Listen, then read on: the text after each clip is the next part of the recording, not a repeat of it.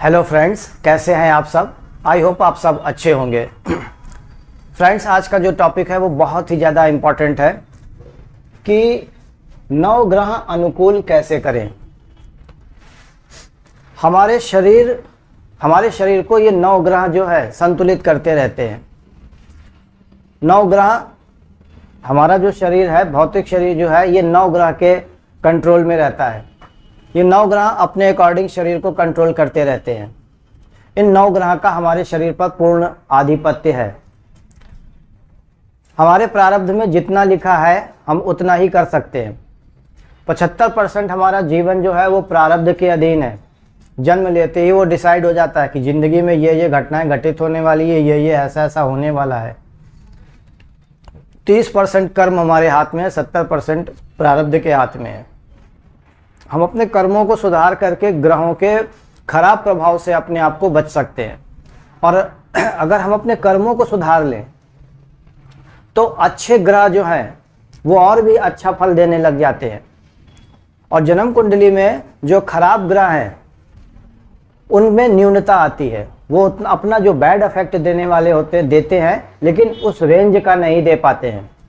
अगर हमारी life style अच्छी है, अगर हमारी दिनचर्या अच्छी है, तो हम अपने खान पान का अगर अच्छे से ध्यान रखते हैं, अपने कैरेक्टर का, अपने चरित्र का, अपने वाणी पर संयम रखते हैं, अपनी दिनचर्या को संतुलित करके रखते हैं, तो इसका हमारे ग्रहों पर बहुत ही ज़्यादा अच्छा इफेक्ट पड़ता है। तो दोस्तों, आज का यही टॉपिक है कि नवग्रह अनुकूल कैसे करें। परम पिता ब्रह्मा ने जब सृष्टि की रचना की थी तो उसमें ये नवग्रह भी थे। इन नौ ग्रहों को अधिकार दिया गया है कि कोई भी मनुष्य अपने भाग्य से ज़्यादा कुछ भी अर्जित ना कर पाए।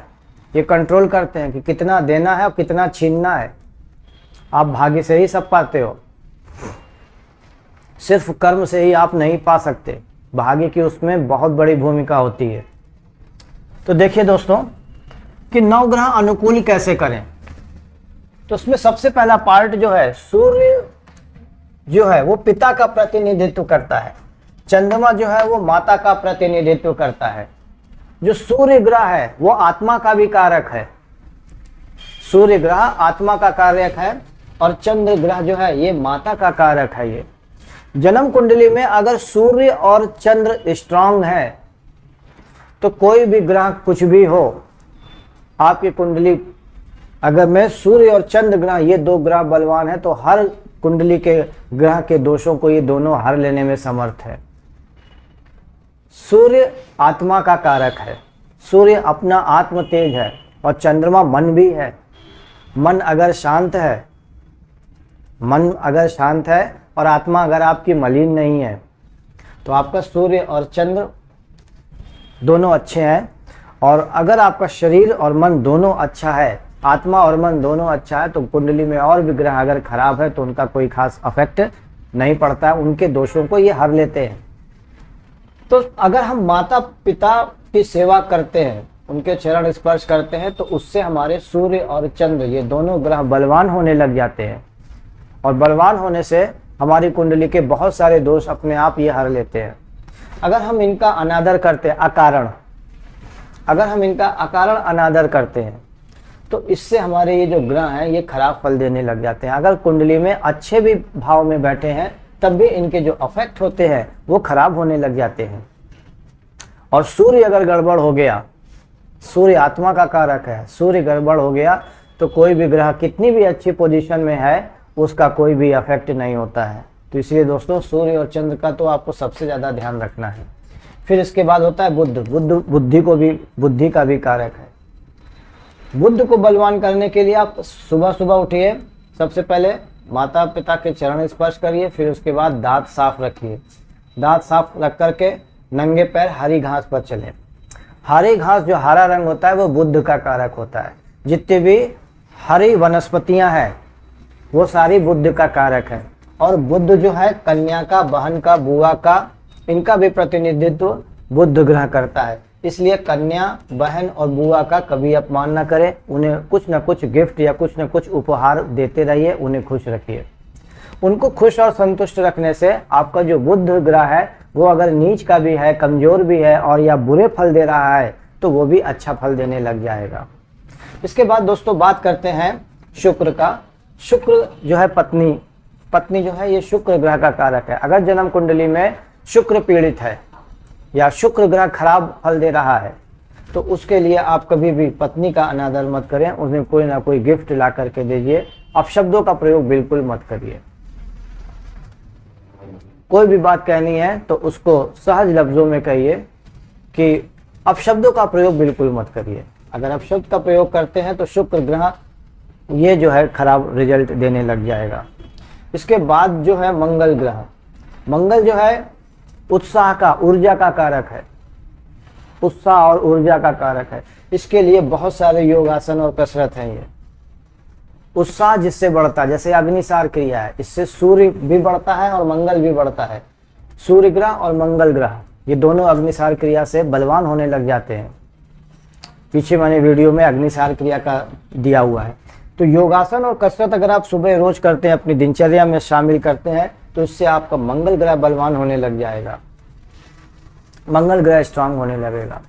ठीक इसी तरह से बात करते हैं शनि की।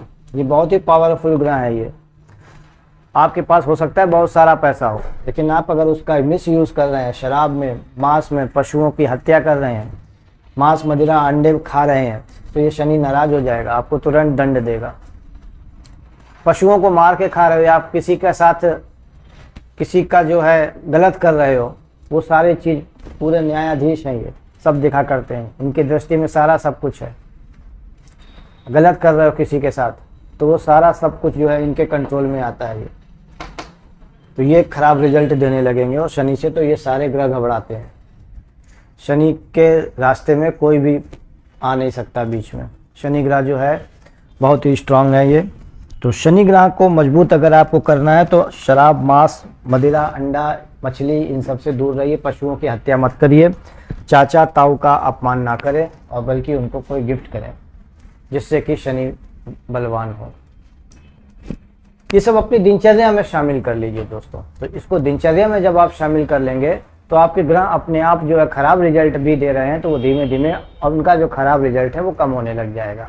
इसी तरह से केतु ग्रह, कुत्ते जो होते हैं वो केतु के प्रतिनिधित्व करते हैं। संतान जो होती है वो भी केतु का प्रतिनिधित्व करती है। तो बाहर जो कुत्ते घूमते हैं, कुत्ते जो बाहर घूमते हैं, उनको आप दूध या ब्रेड बिस्किट्स खिलाइए, उनकी सेवा करिए। तो कुत्तों को, आवारा कुत्तों की आप देख रेख करेंगे, उनकी सेवा करेंगे तो केतु ग्रह धीरे धीरे अच्छा होने लग जाएगा। ठीक इसी तरह से जो गुरु ग्रह है ये ज्ञान का प्रतिनिधित्व करता है। कभी भी अपने गुरु का अपमान मत करें। बहुत से स्टूडेंट्स होते हैं जो अपने गुरु का अपमान करते हैं तो उनको विद्या नहीं आती, आती भी है तो चली जाती है। ये मेरा अपना बहुत कई सालों का एक्सपीरियंस है। मैं खुद केमिस्ट्री फैकल्टी हूँ। तो जो स्टूडेंट्स अपने गुरु का अनादर करता है उसके जो मार्क्स हैं कभी अच्छे नहीं आ पाते। ये मेरा खुद का भी अनुभव है। कभी वो भूल ही जाता, अच्छा होगा पढ़ाई में, इंटेलिजेंट है, सब कुछ है, लेकिन जब वो एग्ज़ाम देने जाएगा, एग्ज़ाम में बैठेगा तो वो विद्या उसकी काम नहीं करती, उसके मार्क्स ज़रूर कम हो जाते हैं। जितने भी स्टूडेंट्स होते हैं जिन्हें अपने पढ़ाई पे बहुत ज़्यादा घमंड होता है कि हम ये कर देंगे, वो कर देंगे, ये कर देंगे, ऐसा कर दिया, वैसा कर दिया, लेकिन पेपर में वो कुछ नहीं कर पाते। तो ये गुरु ग्रह जो है धार्मिक ग्रंथ का अध्ययन करने पे ज्ञान बढ़ता है, तो इससे गुरु ग्रह बलवान होता है। हमेशा जो है साहित्यों का स्वाध्याय हमेशा करना चाहिए। कभी भी देवताओं का अनादर नहीं करना चाहिए। किसी देवालय में गए, आपने वहाँ पेशाब कर दिया, थूक दिया या गंदगी फैला दिया तो देवताओं का अनादर होता है। कभी ब्राह्मण का अनादर ना करें। ब्राह्मण चाहे जैसा हो उसको अपमानित मत करिए। और अपने जो है बाबा का, गुरुओं का जो आपको शिक्षा दे रहे हैं उनका कभी अनादर नहीं करिए। उनका अनादर करेंगे तो आपका ज्ञान नष्ट हो जाएगा, और ज्ञान नष्ट हो गया तो मतलब गुरु ग्रह कमजोर हो गया। गुरु ग्रह बलवान करने के लिए आप इनका हमेशा आदर करिए। जितने भी सफाई कर्मचारी हैं उनकी हमेशा सेवा करिए। सफाई कर्मचारियों की सेवा करने से जो राहु ग्रह होता है वो धीरे धीरे बलवान होने लग जाता है। शरीर को साफ सुथरा करके रखिए। अपने शरीर को जहां तक हो सके साफ सुथरा करके रखिए। सरस्वती माँ की पूजा करिए। सरस्वती माँ की पूजा से भी राहु ग्रह बलवान होता है। दोस्तों इसी से 9 ग्रहों का अनुकूल करने के लिए आप इनके बीज मंत्रों का भी, इनके जो है वैदिक मंत्रों का भी आप यूज कर सकते हैं। वो हम आगे वीडियो में बताएंगे, अगले वाले वीडियो में बताएंगे। इसके लिए कोई शांति वगैरह कराने की ज़रूरत नहीं है, तो हज़ारों रुपए फूकने की कोई ज़रूरत नहीं है, घर पे ही हो जाते हैं। बहुत इजीली मेथड है ये। आप ज्योतिषों के पास जाओगे, तरह तरह की बातें बताएंगे, तरह तरह के अनुष्ठान बताएंगे, आप करवाओगे, कोई फ़ायदा नहीं होता। बहुत सारे ज्योतिष से बहुत बताते हैं, जितनी बार जाओगे 100 चीज़ें बताएंगे, लाभ वाभ कुछ नहीं होता किसी चीज़ से। इसी के साथ दोस्तों अपनी बात समाप्त करता हूँ। अगर आपको वीडियो अच्छा लगता हो तो उसको लाइक करिए, सब्सक्राइब करिए। नमस्कार।